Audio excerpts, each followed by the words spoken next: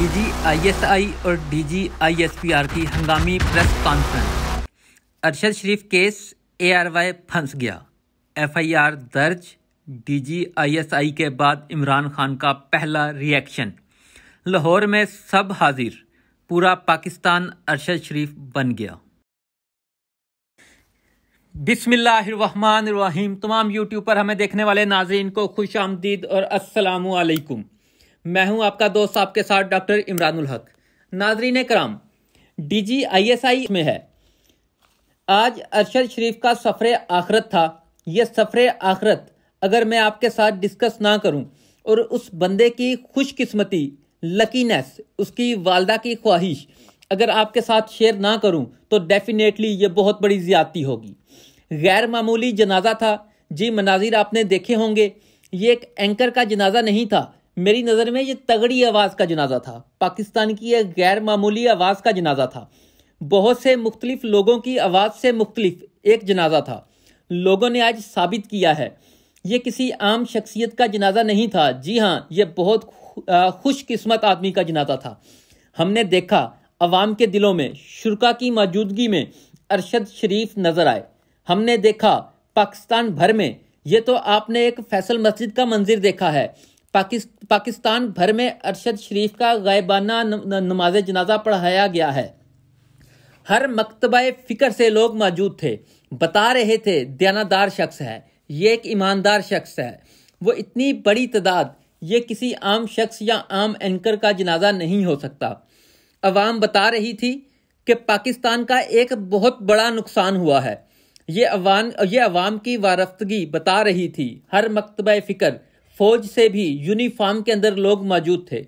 और लाहौर में इमरान खान साहब ने गायबाना नमाज जनाजा पढ़ी और वालदा की ख्वाहिश भी पूरी हुई। वालदा की ख्वाहिश थी कि पूरे एजाज के साथ मेरे बेटे का जनाजा हो और तदफीन हो। इसी तरह ही हुई और वाकई ही उसी शान व शौकत के साथ हुई जिसके अरशद शरीफ हकदार थे और सारी उम्र हकदार रहेंगे। हमेशा इज्जत उनकी बरकरार रहेगी। हर शख्स मौजूद था। ये तो होगी एक तरफ। जितने लोग आज जज्बे में मौजूद थे वो सब आज जादुई तौर पर अरशद शरीफ ही बन गए। कोई डर नहीं, कोई खौफ नहीं, कोई प्रेशर नहीं उनके ऊपर।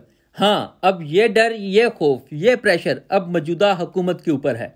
वो हुकूमत जिसने 16 पर्चे दिए थे, 16 FIRs, उनका घर से निकलना भी मुमकिन नहीं हो रहा था। वो हुकूमत जिसने पाकिस्तान के हर बड़े शहर में FIR दी थी, इंटीरियर सिंध के गोटों तक में भी FIRs थी। अरशद शरीफ के ऊपर अब वो खौफ ज़दा हैं। ये पाबंदियाँ, ये मुकदमात, जिन लोगों को लग रहा था कि डर है अरशद शरीफ की शहादत के बाद, वो डर ख़त्म हो गया है। अब हुकूमत भी कोई इंतकामी कार्रवाई नहीं कर सकती क्योंकि जो रद्द-ए-अमल आया है ना अवाम की तरफ से, जनाजे की शक्ल में, मीडिया और सोशल मीडिया की शक्ल में, वो सब ने देख लिया है। ना कि सब ने देखा है, बल्कि जो शक जा रहा था ना कि हुकूमत के ऊपर, अगर अब कुछ हुआ और किसी सहाफ़ी को, वो शक मज़ीद यकीन में बदल जाएगा। अब इमरान रियाज हों, समी इब्राहिम हों या मज़ीद जो हैं, उनकी आवाज़ें मज़ीद तगड़ी होंगी, मज़ीद संजीदा होंगे। अब जितने भी पाकिस्तान के main stream anchor, social media, तमाम जो बड़ी स्क्रीन पर हैं, तमाम अब मिलावट शुलावट नहीं होगी। अब कोई नहीं रहेगा हुकूमती, कोई नहीं रहेगा अपोजिशन वाला एंकर। अब मुझे पता नहीं क्यों ऐसा लग रहा है। इस जनाजे में लोगों को देखकर मुझे ऐसा लगा। अल्लाह करे ये दयानतदारी सब में कायम रहे, मगर ये आपके साथ डिस्कस करना बहुत ज़रूरी था। अब आ जाऊं दूसरी तरफ के हालात डेफिनेटली गैर मामूली हैं, हर लिहाज से गैर मामूली हैं। DGISI की प्रेस कॉन्फ्रेंस में DGISI का खुद आना 74 साल तारीख में कभी भी ऐसा नहीं हुआ और वाकई ही ऐसा नहीं हुआ। हालांकि DGISPR खुद ही काफ़ी थे इस प्रेस कॉन्फ्रेंस के लिए और ये DGISI खुद भी कहते थे, मगर इस बार वो कहते कि ज़रूर कोई ऐसी बात हुई थी। बीइंग अदारे के सर मुकम्मल नाकाम थी, जिसकी वजह से DGISI 75 साल तारीख में खुद आए, सफाई देने खुद आए। ये मैं आपको तस्वीर का दूसरा रुख बता रहा हूँ। इस पराये पर अगर आपने गुफ्तगू नहीं सुनी होगी। अच्छा जी, और मज़े की बात ये भी तय हो गया, आर्टिकल 245 भी तय हो गया और ये भी पता चल गया कि इमरान खान के लॉन्ग मार्च से अदारों को कोई एतराज़ नहीं है। हाँ, ये भी पता चल गया इस तरह कोई हुकूमत ख़त्म करने के हवाले से अगर कोई कोशिश की जाएगी तो उसके लिए आर्टिकल 245 और फौज ने अपने किरदार के मुतालिक बता दिया है। इमरान खान साहब ने भी ये नहीं कहा कि मैं हुकूमत ख़त्म करने इस्लामाबाद जा रहा हूँ।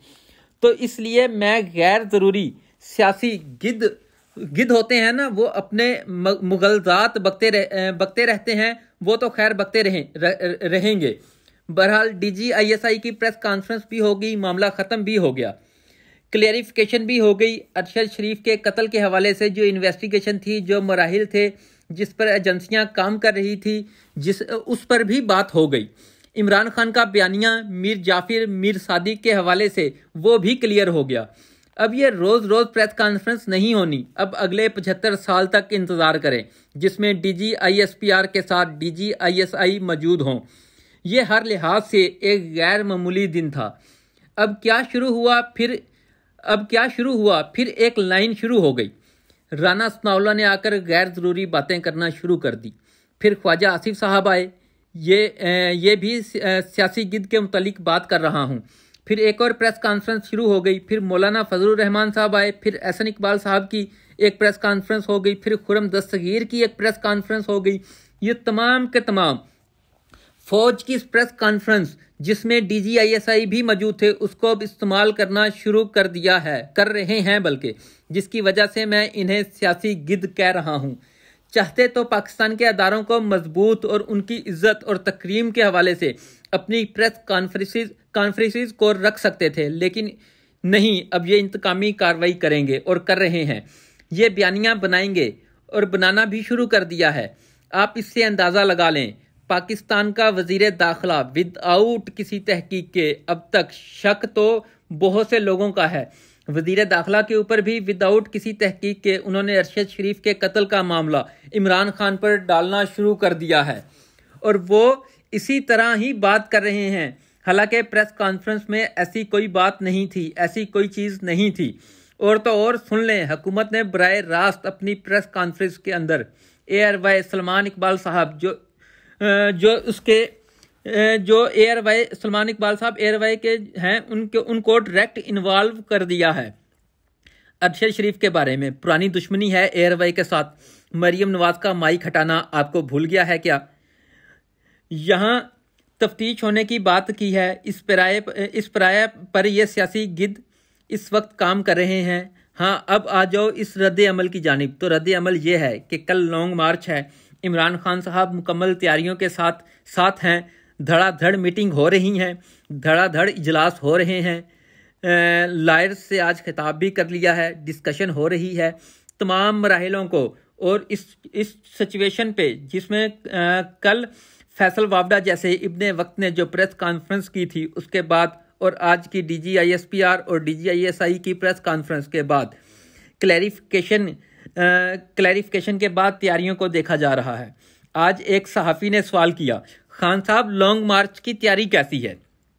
इमरान खान साहब कह रहे हैं ज़बरदस्त, यानी कि कह रहे हैं मैं किसी तौर पर भी पीछे हटने वाला नहीं हूँ। ये लॉन्ग मार्च होगा और अच्छे तरीके से होगा। इमरान खान साहब अपने मौक़िफ़ पर डटे हुए नजर आए हैं। इमरान खान साहब ने बड़ी ही अक्लमंदी की कि DGISPR और DGISI की प्रेस कॉन्फ्रेंस पर कोई रद्द अमल नहीं दिया। फवाद चौधरी साहब ने कहा कि इरादा था, लेकिन अब कोई ऐसा इरादा नहीं है। हम सिर्फ लॉन्ग मार्च पर फोकस रखे हुए हैं, क्योंकि इससे चीज़ें मज़ीद ख़राब होनी थी। चाहिए इसके कि इस प्रेस कॉन्फ्रेंस से 600 सवाल आगे और भी हो सकते थे। अगर